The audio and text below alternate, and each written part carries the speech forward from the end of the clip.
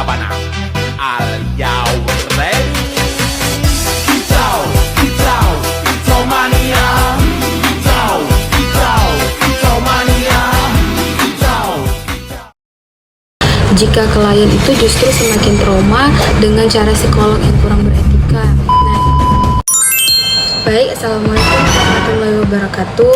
Perkenalkan, saya Nur Hafiza dari kelompok 7 ingin menjelaskan tentang pendahuluan psikologi klinis itu apa, latar belakang psikologi klinis itu apa, dan definisi etika itu apa, dan fungsinya itu apa.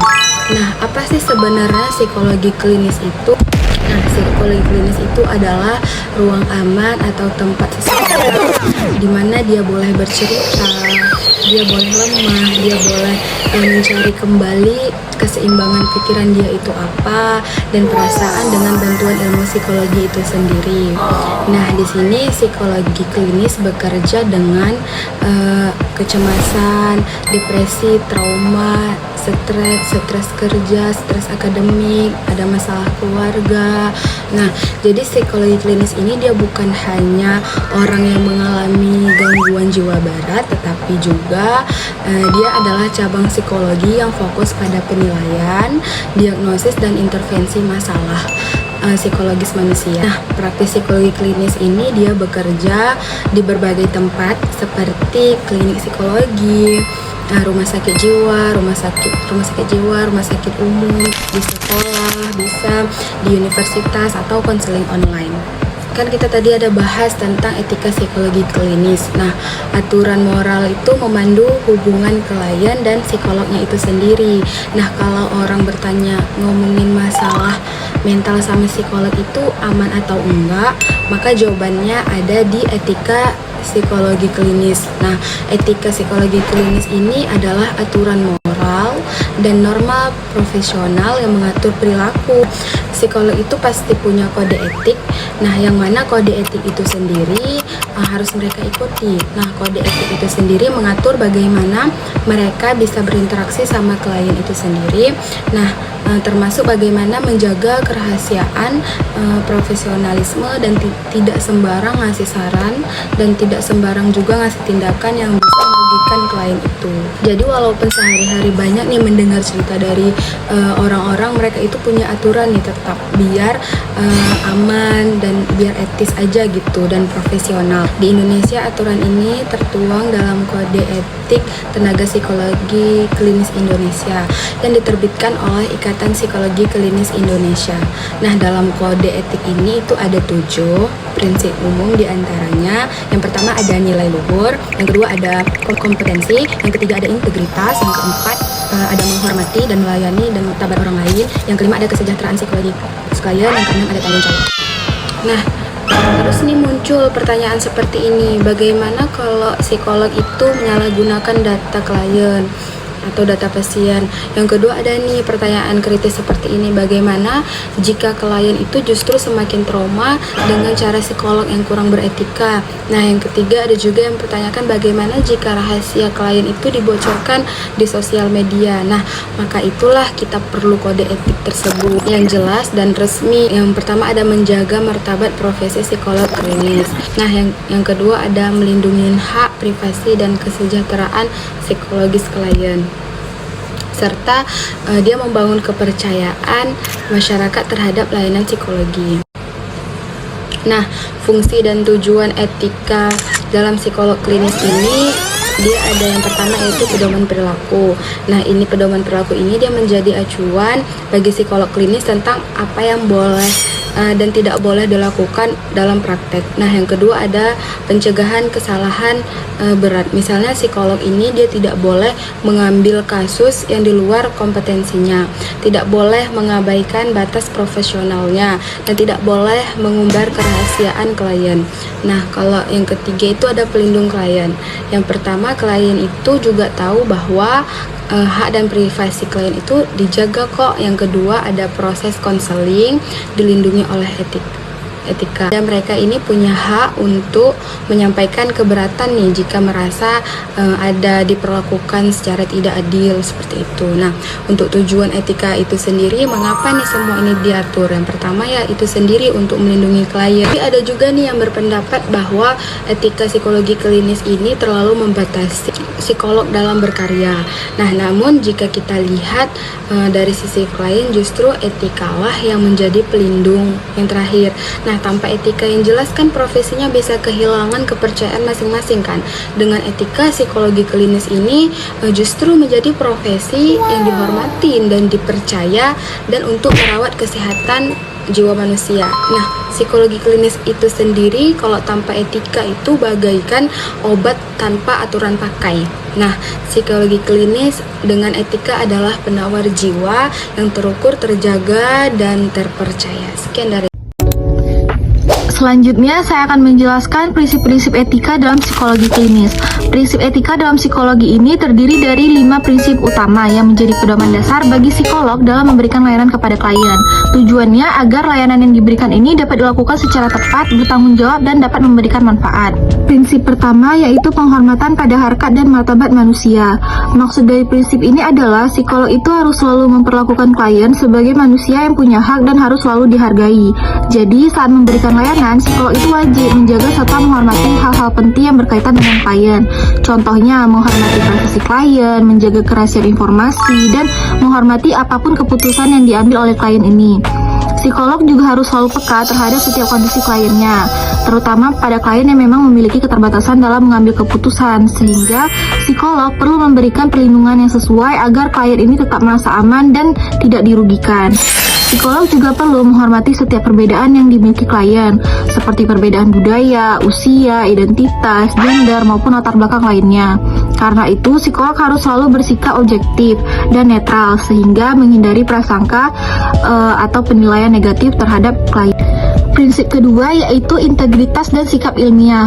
Maksud dari prinsip ini adalah psikolog harus menjalankan praktik berdasarkan ilmu pengetahuan yang jelas dan harus bisa dipertanggungjawabkan. Psikolog harus selalu menjaga kejujuran, kebenaran, dan ketepatan dalam praktik yang dilakukan, sehingga tidak diperbolehkan berbohong, memalsukan data, atau mengubah fakta yang sebenarnya terjadi pada klien. Psikolog juga harus bertanggung jawab atas setiap tindakan dan dampak dari teknik atau metode yang digunakan selama layanan psikologi. Prinsip ketiga yaitu profesional. Maksudnya adalah psikolog harus bekerja sesuai dengan kompetensi dan keahlian yang dimiliki dalam memberikan layanan kepada klien, serta dalam prosesnya dituntut untuk bersikap jujur, bertanggung jawab, objektif, dan menjaga integritas. Psikolog juga perlu menjaga hubungan profesional dengan klien, yaitu dengan tetap dalam batasan layanan tanpa mencampurkan urusan pribadi. Jika kasus yang ditangani berada di luar kemampuan, psikolog itu dapat merujuk klien ke tenaga profesional lain yang lebih sesuai. Intinya, psikolog harus selalu bekerja secara profesional sesuai etika dan selalu mengutamakan kepentingan klien. Prinsip keempat yaitu keadilan. Maksudnya, psikolog harus selalu memberikan layanan kepada semua klien tanpa diskriminasi. Setiap orang yang menggunakan layanan psikologi berhak mendapatkan perlakuan yang adil, objektif, dan tidak memihak pada siapapun. Psikolog harus mampu menyadari adanya kemungkinan bias dalam dirinya sendiri, lalu berusaha menghindari agar proses pelayanannya tetap berjalan secara adil dan seimbang. Prinsip kelima atau yang terakhir yaitu manfaat. Maksudnya adalah psikolog harus selalu mengutamakan kesejahteraan klien dalam setiap layanan yang diberikan.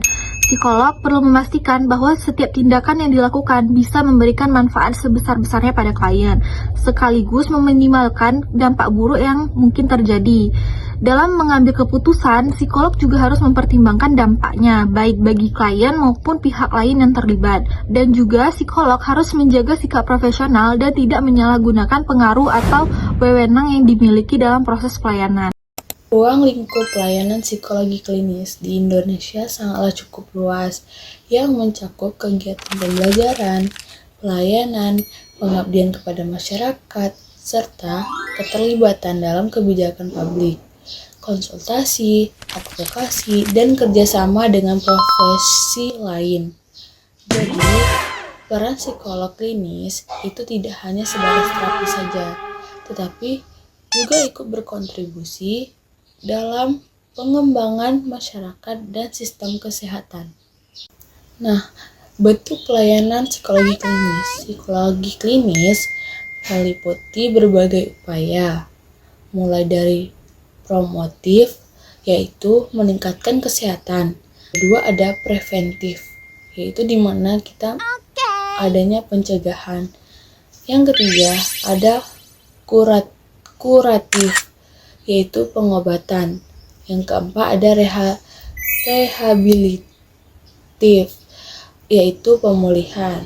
Sampai paliatif, yaitu pendampingan. Psikolog klinis juga bisa berperan sebagai pendidik, supervisor, pengelola layanan kesehatan, serta memberikan layanan langsung kepada individu maupun kelompok. Saya akan menjelaskan tentang penerapan etika dalam berbagai setting. Etika dalam psikologi klinis itu penting banget karena tujuannya supaya kalian merasa aman, nyaman, dan terlindungi saat menerima layanan. Jadi, psikolog nggak boleh asal bertindak, harus sesuai dengan aturan profesi. Ada beberapa prinsip utama. Yang pertama, autonomi. Artinya, psikolog menghargai hak klien untuk memilih dan mengambil keputusannya sendiri. Misalnya, klien berhak setuju ataupun menolak terapi tertentu. Yang kedua, beneficence, yaitu psikolog harus berusaha memberikan manfaat terbaik bagi klien. Semua tindakan yang dilakukan harus bertujuan membantu kondisi klien menjadi lebih baik. Yang ketiga, ada no malfeasance. Artinya, jangan sampai merugikan klien. Psikolog harus menghindari tindakan yang bisa membuat klien bertambah stres, bertambah trauma, ataupun merasa dirugikan. Yang keempat, justice, yaitu keadilan. Semua klien harus dilakukan sama tanpa diskriminasi, baik dari usia, gender, ekonomi, maupun latar belakang lainnya. Jadi intinya, etika harus membuat layanan psikologi menjadi lebih profesional dan lebih manusiawi. Yang kedua, tantangan di Indonesia. Di Indonesia, penerapan etika psikologi klinis masih menghadapi beberapa tantangan. Pertama, masih ada masyarakat ataupun bahkan tenaga tertentu yang belum paham sepenuhnya tentang etik psikologi. Akibatnya, kadang terjadi pelayanan yang kurang tepat. Kedua, masalah kerahasiaan data. Informasi pribadi klien harus dijaga secara ketat. Tapi, kadang masih ada kebocoran data ataupun cerita klien yang disebarluaskan tanpa izin dari klien tersebut. Yang ketiga, adanya bias dalam asesmen. Misalnya, psikolog menilai klien berdasarkan stereotip ataupun prasangka saat dia pertama kali berjumpa, bukan berdasarkan fakta objektif yang ia lihat. Keempat, regulasi yang belum merata dan perkembangan layanan psikologi yang secara online. Sekarang banyak konseling yang secara digital, tapi ini menimbulkan tantangan baru seperti keamanan data, batas profesional antara psikolog dan klien, sehingga kualitas layanan pun mungkin bisa menjadi lebih turun. Jadi tantangan ini perlu diatasi supaya pelayanan psikologi di Indonesia menjadi lebih baik. Nah, kesimpulannya, etika psikologi klinis adalah dasar utama dalam memberikan layanan profesional kepada masyarakat. Dengan adanya etika, psikolog tahu batasan, tanggung jawab, dan cara memperlakukan klien dengan benar. Di Indonesia, ruang lingkup psikologi klinis sangat-sangatlah luas, mulai dari rumah sakit, pendidikan, sekolah, perusahaan, sampai ke layanan-layanan online. Oleh karena itu, pemahaman kode etik dan etika itu sangatlah penting. Kalau etika sudah diterapkan dengan baik, kualitas layanan akan pasti meningkat dan kepercayaan masyarakat semakin bertambah. Dan profesi psikologi klinis akan semakin dihargai oleh masyarakat. Sekian dari saya, terima kasih.